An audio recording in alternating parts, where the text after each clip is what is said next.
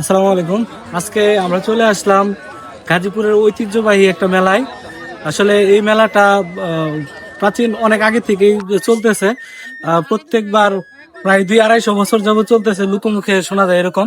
প্রত্যেকবার আসবো বলে আর আসা হয় না, যেহেতু গাজীপুরের মতো একটা জায়গায় এরকম একটা মেলা, এরকম একটা স্থানে আসলে এটা অকল্পনীয় একটা বিষয়। আমরা এখানে এসে যেরকম দেখতে পারলাম, আমাদের শহরে শহরে অঞ্চলে যে মেলাগুলা হয় ওই মেলাগুলার থেকে এটার মধ্যে অনেক পার্থক্য আছে। আমাদের শহর এলাকায় মেলাগুলোর মধ্যে বেশিরভাগ সময় দেখা যায় আমাদের যান্ত্রিক যেই খেলনা কিংবা যান্ত্রিক যে শহরে পরিবেশ, ওই পরিবেশ থেকে আমরা বের হয়ে আসতে পারি না।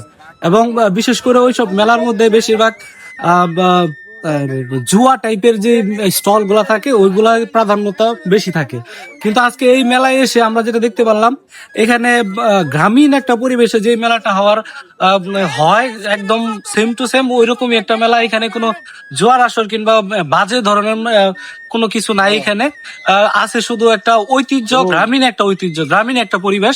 এখানে আসলে আপনি গ্রামীণ পরিবেশের যে জিনিসগুলো আছে, যেমন মাটির তৈরি বিভিন্ন ধরনের তৈজসপত্র, কুমারের নিজের হাতের তৈরি করা সুন্দর সুন্দর খেলনা, তারপরে হলো বিভিন্ন প্রজাতির মাছ, সমুদ্র থেকে শুরু করে নদীর পর্যন্ত যে সকল মাছগুলা পাওয়া যায়। এরকম অনেক মাছ আছে যে মাছগুলার নাম অন্তত আমরা জানি না।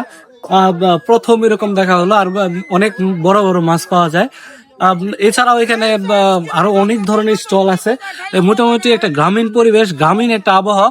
এটা আমাদের গাজীপুরের কালীগঞ্জের অবস্থিত।